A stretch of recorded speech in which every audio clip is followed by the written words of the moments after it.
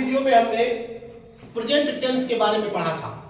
Present tense के 4 part जो होते हैं उन चारों के बारे में हम लोग डिस्कस किए थे। Present indefinite tense, present continuous tense, present perfect tense और present perfect continuous tense.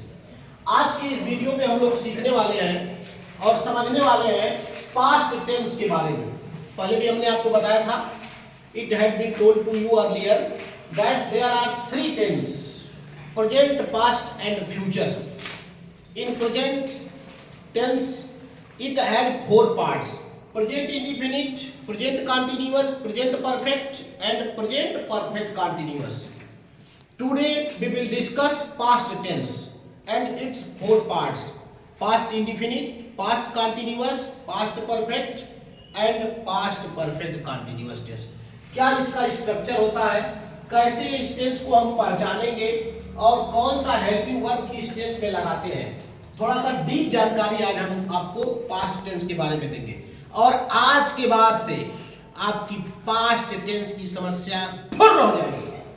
Past indefinite tense. अब देखिए यहां पर जो हेल्पिंग वर्ब है पास्ट इंडेफिनिट टेंस में, हेल्पिंग वर्ब के रूप में हम लोग डिड लगाते हैं। क्या लगाते हैं? Did, DID। लेकिन अफर्मेटिव सेंटेंस को छोड़ करके हम लोग डिड का प्रयोग करते हैं। किसको छोड़ देते हैं? अफर्मेटिव सेंटेंस को छोड़ देते हैं। अब देखिए यहां पर, यानी हम सब्जेक्ट लगाएंगे अफर्मेटिव में, प्लस मेन वर्ब की सेकेंड फॉर्म लगाते हैं और उसके बाद ऑब्जेक्ट लिख देते हैं, फुल स्टॉप। ये अफर्मेटिव का स्ट्रक्चर है, ये अफर्मेटिव का स्ट्रक्चर है। जैसे ही अफर्मेटिव के बाद सेंटेंस निगेटिव में कन्वर्ट होगा या निगेटिव में कोई वाक्य हम बनाते हैं पास्ट इंडेफिनिट टेंस का, तो तुरंत वहां पर डिड आ जाएगा। यहां पर इसका मैं स्ट्रक्चर बना देता हूं, subject plus did plus not plus main verb की फर्स्ट फॉर्म और प्लस ऑब्जेक्ट, और कोई वर्ड है तो उसको हम यहां आगे बढ़ा देते हैं। ये देखिए पास्ट इंडेफिनिट का निगेटिव का स्ट्रक्चर है, did plus not plus main verb की फर्स्ट फॉर्म और उसके बाद ऑब्जेक्ट का प्रयोग करेंगे। कोई भी सेंटेंस हम बना रहे हैं, अगर हिंदी का सेंटेंस है तो या तो उसकी पहचान या, ई, ए या ता, था, ती, थी, ते थी। मतलब अगर वाक्य के अंत में ये शब्द दिया हुआ है ता था, ती थी, ते थे, जैसे खाता था, पीता था, सोता था, मारता था, रहता था, या रहा, आया, गया, पढ़ा, लिखा, ऐसे कोई भी वाक्य आपके सामने आ जाए तो आप समझ जाइएगा कि ये कोई दूसरा टेंस नहीं है, बल्कि ये क्या है? पास्ट का इंडेफिनिट टेंस है। किसका टेंस है? पास्ट का इंडेफिनिट। अभी इसका वाक्य भी हम लोग बनाएंगे। अगला इसका पार्ट है पास्ट कंटिन्यूअस टेंस। कंटिन्यूअस माने काम कंटिन्यू रहे। जब पास्ट में कोई काम कंटिन्यू रहे तो उसको हम पास्ट कंटिन्यूअस में बनाते हैं। सेंटेंस में हेल्पिंग वर्ब के रूप में वाज या वर का प्रयोग करते हैं। वाज किसके साथ लगाते हैं और वर किसके साथ लगाते हैं, ये भी मैं आपको बता दूं। अगर सब्जेक्ट सिंगुलर है, ही, सी, इट या सिंगुलर सब्जेक्ट है तो उसके साथ आप वाज लगाएंगे, और आई के साथ भी वाज लगाते हैं, आई के साथ भी वाज लगाते हैं। और यू, वी, दे और कोई प्लूरल सब्जेक्ट है उसके साथ हम वर का प्रयोग करते हैं, WERE, वर का प्रयोग करते हैं। जब भी वाक्य में दिया हुआ है रहा था, रही थी, रहे थे, मतलब कोई काम कोई कर रहा था, हो रहा था, वह खा रहा था, पढ़ रहा था, बच्चे खेल रहे थे, पास्ट में काम कंटिन्यू है। लड़का सड़क पर दौड़ रहा था, लड़कियां खाना पका रही थी, बच्चे भ्रमण पर जा रहे थे। इस तरह के जितने भी वाक्य आएंगे उसको आप समझेंगे कि ये पास्ट का कंटिन्यूअस टेंस है, वाज वर्ब लगा करके। और एक चीज और ध्यान रखेंगे, मेन वर्ब की ING फॉर्म आती है। ये पहले भी मैंने बताया था ऐसे टेंस में जिसमें कंटिन्यू हो काम तो मेन वर्ब की आईएनजी फॉर्म का प्रयोग किया जाता है। इसके बाद हमारा है तीसरा पास्ट का part, past perfect tense. Past perfect tense, इसमें यदि सेंटेंस में कोई वर्ब है, चुका था, चुकी थी, चुके थे, या था, ई थी, ये थे, ऐसे टेंस को हम लोग पास्ट परफेक्ट टेंस में रखते हैं और हेल्पिंग वर्ब के रूप में हैड का प्रयोग करते हैं।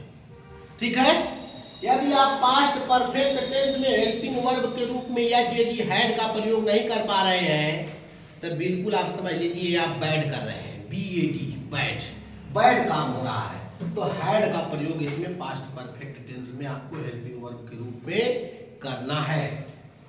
चुका था, चुकी थी, चुके थे, मतलब मैंने खाना खाया था, उसने अपना काम पूरा कर लिया था।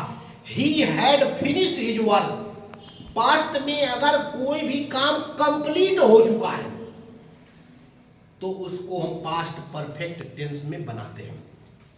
हिंदी या इंग्लिश किसी में सेंटेंस दिया हो सकता है, दोनों में आप इसको आराम से पहचान सकते हैं। जब भी आप मेन वर्ब का प्रयोग करेंगे उसके साथ आप सेंटेंस का हेल्पिंग वर्ब भी, किस टेंस में हेल्पिंग वर्ब लगता है, किस में नहीं लगता है, कौन सा वर्ब का फॉर्म लगता है, ये आपको सीखना एकदम जरूरी है। अगर आप टेंस पर कमांड नहीं बना पा रहे हैं तो इंग्लिश पर भी आपका कमांड नहीं बन पाएगा।